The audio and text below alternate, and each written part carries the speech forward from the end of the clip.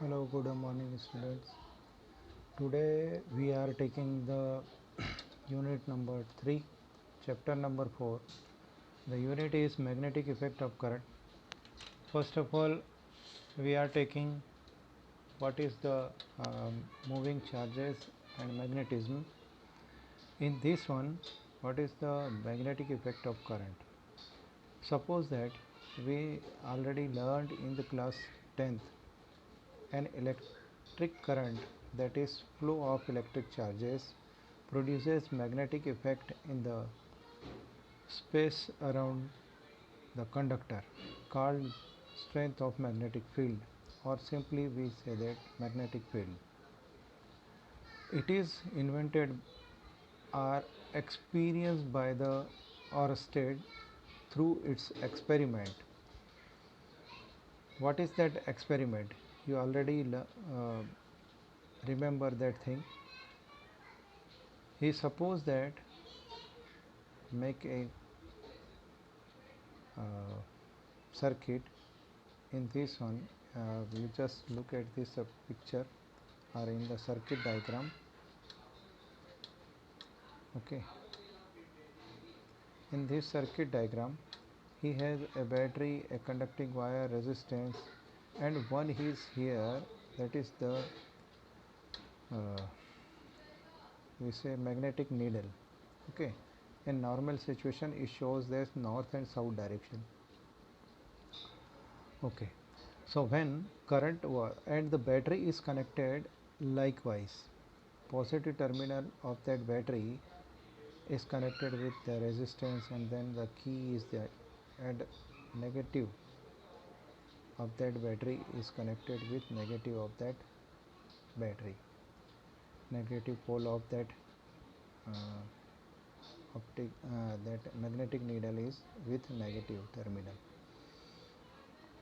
So when current is allowed to flow with a wire placed parallel to the axis of a magnetic needle kept directly below the wire, है ना, एक simple सा circuit है जिसको कि हम समझे कि इसे एक किसी कंडक्टिंग वायर में करंट फ्लो करवा रहे हैं, हमारे पास ये वायर है, इसके अंदर करंट फ्लो करवा रहे हैं with the help of, suppose करें यहाँ पर ये हमारे पास बैटरी है, इसको जॉइंट कर दिया, तो इस रेजिस्टेंस वायर में जब करंट फ्लो करेगा और वो हमारे पास मैग्नेटिक नीडल यहाँ है, वो उस मैग्नेटिक नीडल में क्या होगा, डिफ्लेक्शन होगा.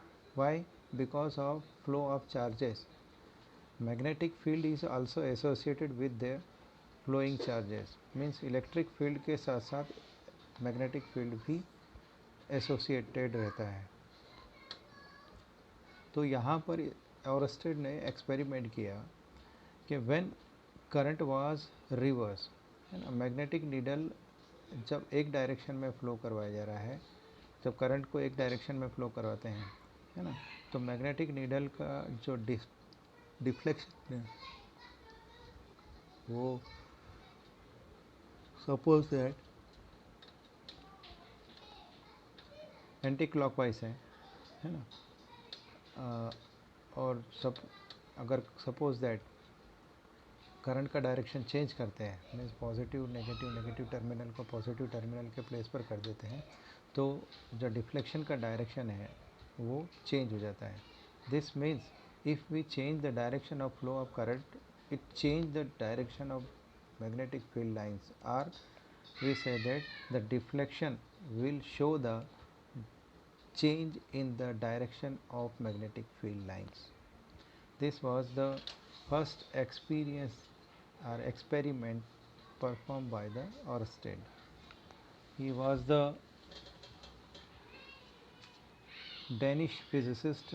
It was observed in 1820. Okay. After that, some rules how to we determine the direction of the magnetic field, है ना. मैग्नेटिक फील्ड प्रोड्यूस हो गया, मैग्नेटिक फील्ड है. अब मैग्नेटिक फील्ड जो है यहाँ पर डिस्प्ले कर किया जाता है, मतलब कहीं यूनिफॉर्म मैग्नेटिक फील्ड है तो उन जगह पर मैग्नेटिक फील्ड अगर किसी प्लेन से इमर्जिंग आउट होता है तो हम लोग क्या करते हैं, एक सर्कल बनाकर हम लोग क्या करेंगे, एक सर्कल ड्रा करेंगे और उसमें एक डॉट बना देंगे, ठीक है।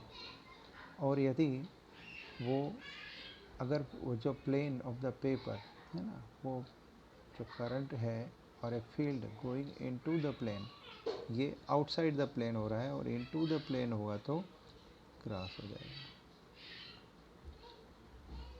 Okay. So this is the representation of the direction of magnetic field lines और मैग्नेटिक फील्ड। तो उसको अब वो कैसे डिपिक्ट करें, कैसे पता करें कि मैग्नेटिक फील्ड लाइंस किस डायरेक्शन में होगी, ये आप क्लास में 10th में पढ़ चुके हैं, है ना। तो उसके रूल्स हैं, यहाँ पर एम्पियर स्विमिंग रूल है, जिसको SNOW रूल भी कहा जाता है, snow rule. So in this one, imaging a man who swims in the direction of the current from south to north facing a magnetic needle kept under him such that current enters his feet, then north pole of the needle will deflect towards his left, that is towards west। ये picture से भी आपको clear हो जाएगा। इसी तरह दूसरा दिया मैक्सवेल्स कॉर्क स्क्रू रूल। अगर हम यहाँ पर ये कॉर्क स्क्रू है, यहाँ से स्क्रू को अगर घुमाते हैं तो ये इस पिक्चर में ये डायरेक्शन करंट की ऊपर दिखा रहा है, डिपिक्ट कर रहा है, और यहाँ पर ये मैग्नेटिक फील्ड लाइंस को दिखा रहा है कि मैग्नेटिक फील्ड लाइंस किस डायरेक्शन में जा रही है, ठीक है। तो स्क्रू को टाइट करेंगे तो करंट आगे फ्लो करेगा और ये जो मैग्नेटिक फील्ड लाइंस है वो एंटी क्लॉकवाइज होगी। और इसी तरह से जब स्क्रू को टाइट ढीला करेंगे, सॉरी ओपन करेंगे तो ये रिवर्स डायरेक्शन में आएगा, है ना। तो ये सबसे पहले मैक्सवेल ने भी बताया कि किस तरह से, ये मैक्सवेल ने अपना रूल बताया कि मैग्नेटिक फील्ड लाइंस किस तरह से उनकी डायरेक्शन होगी। If the forward motion of imaginary right handed screw is in the direction of the current through a linear conductor, then the direction of rotation of the screw gives the direction of the magnetic field lines of force around the conductor. In the same manner, right hand thumb rule भी यही कहता है, आप लोगों ने ये भी पढ़ा है कि right hand thumb rule, thumb shows the direction of current flowing through the conductor and the fingers in which direction they are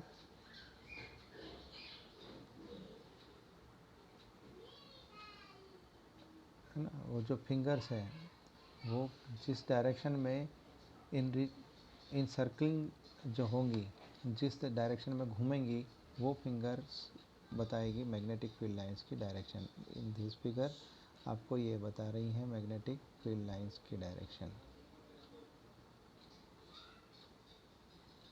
और ये है करंट की डायरेक्शन। अगर मैं करंट का डायरेक्शन इस तरफ कर दूं तो अभी आप यहाँ देख रहे हैं कि ये मैग्नेटिक फील्ड लाइंस की डायरेक्शन ये है, तो ये चेंज हो जाएगी, मैग्नेटिक फील्ड लाइंस की डायरेक्शन इधर से हो जाएगी, ठीक है। अब आते हैं, अब मैग्नेटिक फील्ड जो लाइंस आ गई, मैग्नेटिक फोर्स। अब मैग्नेटिक फोर्स की बात करें, मैग्नेटिक फोर्स आया कब एग्जिस्टेंस में, है ना। वो मैग्नेटिक फोर्स आया हमारे पास, वो आया है जब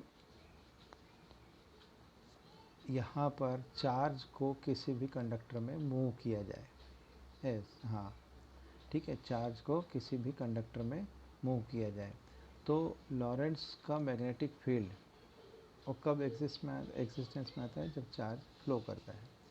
तो लॉरेंट्ज फोर्स क्या कहता है कि एक current carrying conductor placed in a magnetic field, जब उसको मैग्नेटिक फील्ड में प्लेस किया जाता है तो एक्सपीरियंस ए फोर्स, है ना,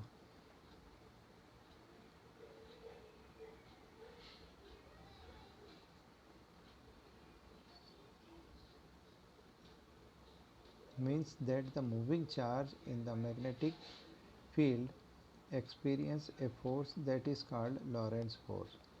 अब लॉरेंस फोर्स जब है तो वहाँ पर उसके साथ जो मैग्नेटिक फोर्स होगा वो कितना होगा,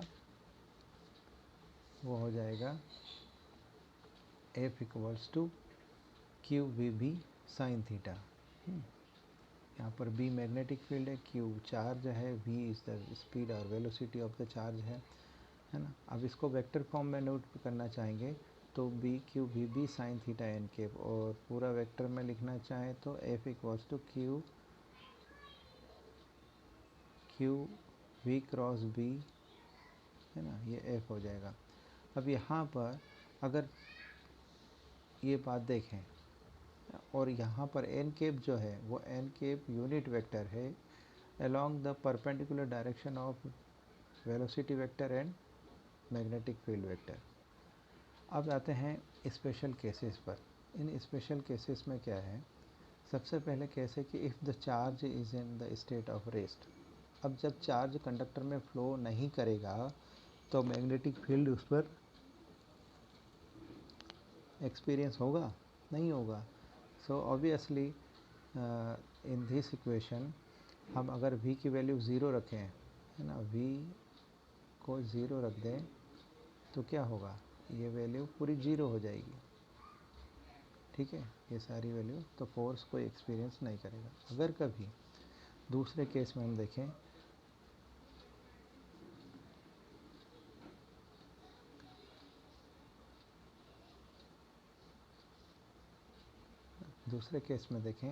दूसरे केस में इफ़ थीटा इज़ 0 डिग्री और 180 degree, then that is if the change moves parallel, charge moves जो करेगा, सॉरी चेंज नहीं, चार्ज मूव करेगा, है ना, चार्ज मूव्स पैरेलल और anti parallel to the direction of magnetic field, then the magnetic field becomes zero. क्यों? क्योंकि sign 0 की वैल्यू और साइन 180 की वैल्यू कितनी होती है, zero, due to that one also zero. और चूँकि जो चार्ज है वो बी के पैरेलल मूव करेगा, और हमने ये बात की है कि मैग्नेटिक फील्ड लाइंस जो है, मैग्नेटिक फील्ड लाइंस वो कहाँ से पास होती हैं, वो perpendicular to the plane perpendicular to the electric magnetic and velocity vector, है ना, उसके परपेंडिकुलर प्लेन में होती है। तो परपेंडिकुलर प्लेन और मैग्नेटिक फील्ड के जब वो पैरेलली हो गया, कौन, ये फोर्स, तो फोर्स और ये पैरेलल हो गए तो क्या होगा, एंगल ज़ीरो होगा, तो वैल्यू उस पर फील्ड लगेगा ही नहीं। यदि अगर थीटा 90 डिग्री है तो क्या होगा, चार्ज मूव्स परपेंडिकुलर, और परपेंडिकुलर जब मूव करेगा तो क्या होगा, उस पर मैक्सिमम मैग्नेटिक फील्ड एक्सपीरियंस होगा, और वो कितना होगा, साइन 90 की वैल्यू 1 हो गई, और वो मैक्सिमम मैग्नेटिक फील्ड हो जाएगा QVB। So I hope you understand these three topics. After that we are taking the most important topic, that is the Biot-Savart law. Another topic is that motion in a magnetic field, motion in a magnetic field, then Biot-Savart, then cyclotron is the most important topic, then Biot Savart law. ये सारे topic इतने important हैं जो 100% guarantee रहती है इसका question आने की। So I hope you will enjoy our learning process. Okay, if you have any problem then you can call me. Okay, thank you, have a nice day.